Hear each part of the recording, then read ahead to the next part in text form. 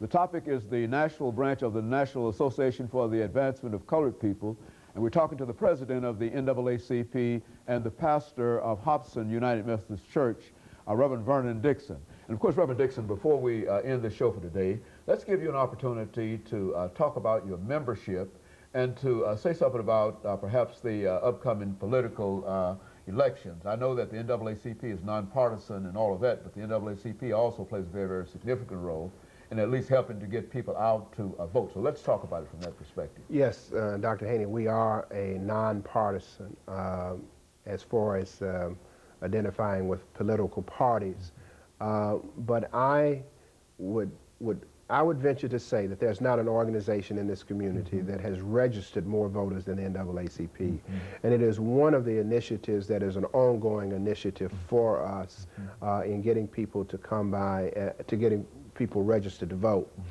We periodically throughout the year go out to various areas and to churches and to shopping centers to register people, but I also want people to know that if they're looking for a place and they don't want to go down to the Howard School building, that they can come by our offices. Our office is at 1308 Jefferson Street. There are always applications there for them to vote. Two things when people walk through the door. We ask them if they're registered to vote, and we ask them if they're members of the organization. Let me take this time also just to kind of let you know what our membership, we have various levels of life membership.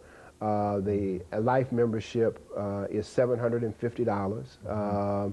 A person can pay that at one time, or they can pay it over a 10-year period of time in installments of $75. Just a regular annual membership is $30 a year, and we also have youth memberships, which are $10, which include the magazine, The Crisis.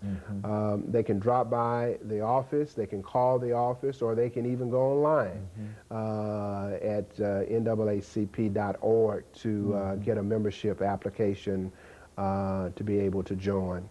As we move in this coming year and looking at some of the things, particularly around the political, we've got to focus some areas around disenfranchisement. We have a large number of African-American, particularly African-American males, who, because of an arrest record, have lost their rights to vote. We've got to find ways to get those individuals back in, because we can make a tremendous impact in the next election. And it is critical. We know from the last election the impact that minority votes had upon that. And so we will be using this coming year to continue those registrations and to continue to get out information. We think it's important for people to, in order to make the right decision, to have the right information. So we do have a political action committee that will be working over the next year to try to get the information out as it relates to voting. You know, Reverend, one of the things in dealing with elections and voting is that so many of our young people, and of course not only our young people, but so many people believe that their participation in the voting process is not important. Speak to that and tell them how very, very important it is that they participate. It's very important, and it's not only important for them to look at it from a national level, but even on a local level.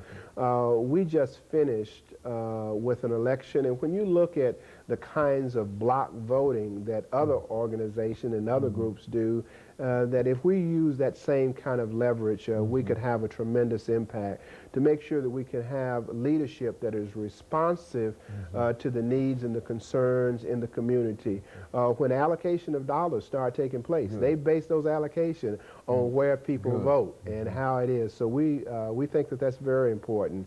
And we think that it is because of the work of the NAACP, that particularly in Nashville, that we have the kind of diversity on the council that we currently have, that we have representation that continues to be responsive to our needs, and that's because we do go out and vote. So it's very important for us to be involved. And so the NAACP in Nashville has always been concerned with the suffrage, and you believe that it's played a very, very crucial role in terms of having us and where we are today in terms of equality and whatnot. Very important, because the NAACP still is one of the main organizations that when anybody is looking for running for office, they come to make sure that they get the information. And what we've done, though, is to say that while it's important that they come to us, it's important for us to go to those places where people might not be interested, to get them interested in going out and voting. If you look at the last election, particularly the last presidential election, the efforts of the NAACP did a great job in bringing people out and getting them out to vote. So not only do we register people, but we work very hard in getting them out, not because we're trying to get them out for any particular candidate, but because we believe that it's important for them to go in, because when you look at the struggles of our people, many of those things that we've been able to overcome have been because we have used our ballot more so than the bullet. Okay, very good. And so the vote is much more important than just one individual casting a vote, because when that one individual vote is cast, it means that it joins other votes of similar-minded votes. And it not only does it join other people, but even in the individual, I know every time I go in that voting booth, I remember that there were people who lost their lives to give me that give me the opportunity to be able to go and vote. And I owe it to them to go out and to vote. And that's what we try to encourage in our young people.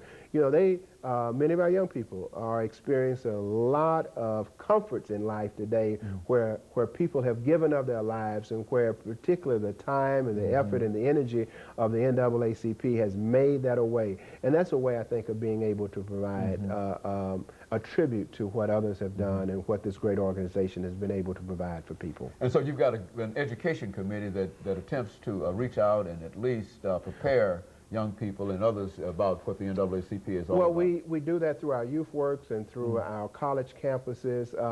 The education around issues around voting is done with our political action committee. Our education focuses on education issues, but it is our political action that helps to make them aware of the issues that they need to be concerned about. You mentioned your ACT-SO program, and I think you're talking about the revitalization of that program as well as campus activities on two camps. Talk about that. Because our ACT-SO program is where young people compete for scholarship dollars in areas around drama, essays, technical issues, and each year at the national convention, kids go and compete.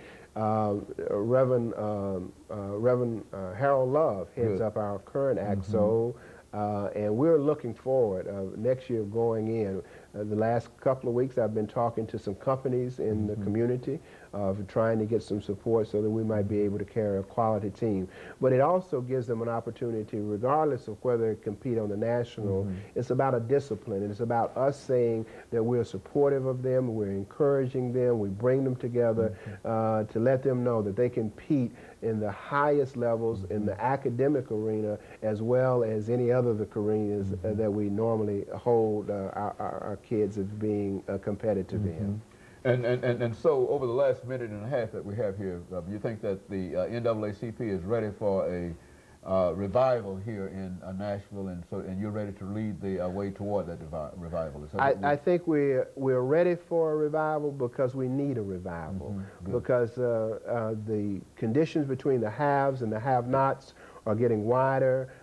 Some of the gains that we've had in the past, we're beginning to slip away. And so it's an important time for people in this community to get behind the NAACP, to come together, for it is a place where we come, we talk about the issues, we inform, we educate each other, and then we go back out to make a difference. So I want to encourage all of your listeners, if they're not a part of the NAACP, to come by our office at 1308, get involved with one of the committees, help us make Nashville the kind of place where all Nashvillians are respected and the civil rights of all of those are honored. Okay, and of course the next meeting, your next meeting will be we have our executive committee meets every second Tuesday, and our general membership meets on the fourth Tuesday at 6 o'clock. For the rest of this year, we will be meeting at Corinthian Baptist Churches on the corner of 33rd and Batavia. Very good. And of course, Reverend Vernon, let me thank you for bringing that information by to us, Reverend Dixon, and encourage, because we're running out of time here, but we're encouraged by everything that you've said in reference to the organization, and I think that more people will support that organization. Thank you for this opportunity. And of course, let me thank our audience for tuning in with us, and let us encourage them to tune in again next week for another informative edition of Comments. Thank you and good morning.